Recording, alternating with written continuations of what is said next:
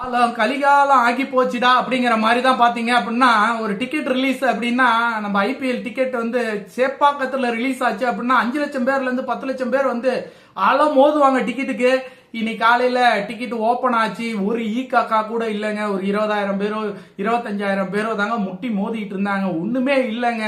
இதுக்கெல்லாம் காரணம் என்ன அப்படின்னு பாத்தீங்க அப்படின்னா, நம்ம மும்பை கூட தோக்கும் போது பாத்தீங்கன்னா டோனி அவர்கள் ஒரு ஸ்டேட்மெண்ட் கொடுத்தாரு. அந்த ஸ்டேட்மெண்டோட எதிரொலி தான் வந்து பாத்தீங்க அப்படின்னா, நீங்களே பிளே ஆஃப் போக மாட்டேன்னு சொல்லிட்டீங்க, அப்புறம் ஏன் நான் டிக்கெட் வாங்கி உங்களை வந்து பார்க்கணும், நீங்க தோக்க போற விளையாட்டை நான் ஏன் பார்க்கணும் அப்படின்னு சொல்லிட்டு ரசிகர்கள் வந்து செம்ம கோபத்துல இருக்காங்க.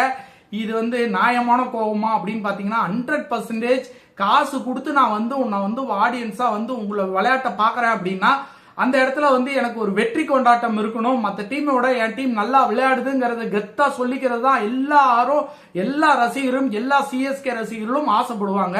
அது இங்க நடக்காது அப்படின்னு தெரிஞ்சும் யாராவது காசு செலவு பண்ணி 20,000 10,000 போட்டு டிக்கெட் வாங்கிட்டு வந்து ஸ்டேடியத்தில் உட்காந்து பார்ப்பாங்களா? ரொம்ப கஷ்டம் பிரதர். அதாவது ரசிகர்களோட மனநிலை என்ன அப்படின்னா, எப்படியாவது ஜெயிச்சிருவாங்கிற மனநிலை. அந்த எப்படியாவது ஜெயிச்சிருவாங்கிற அந்த கான்பிடன்ட் யார் கொடுக்கணும் அப்படின்னா டோனி தான் கொடுக்கணும். டோனி கொடுக்க தவறிட்டாரா அப்படின்னா டோனியோட ஆங்கிள் இருந்து பாத்தீங்க அப்படின்னா மகேந்திர சிங் தோனி என்ன சொல்றாரு, கடைசியா இருக்க 6 மேட்ச் நாங்க ஜெயிச்சு பிளே ஆஃப் போறதுக்காக முயற்சி பண்ணுவோம். அப்படி சப்போஸ் போக தவறிட்டால் நாங்க அடுத்த வருஷத்துக்கான பிளேயிங் 11 ரெடி பண்றதுக்கு சரியான கலவையை மாத்தி போட்டு ரெடி பண்ணுவோம், அதுக்கான முயற்சிகளை எடுப்போம் அப்படின்னு தோனியோட கருத்து இருந்திருக்கு. தோனி சைட்ல இருந்து பார்க்கும்போது அது சரியான கருத்தா இருக்கு, ரசிகர் சைட்ல இருந்து பார்க்கும்போது ரசிகர்களோட கோபம் சரியானதாக இருக்கு. இதுக்கெல்லாம் விட என்ன அப்படின்னா ஜெயிக்கணுங்க, மேட்ச் ஜெயிக்கணுங்க. மேட்சை ஜெயிச்சிட்டா யாரும் எதுவும் கோபமே வராதுங்க, எல்லாம் தூக்கி வச்சு கொண்டாடுவாங்க.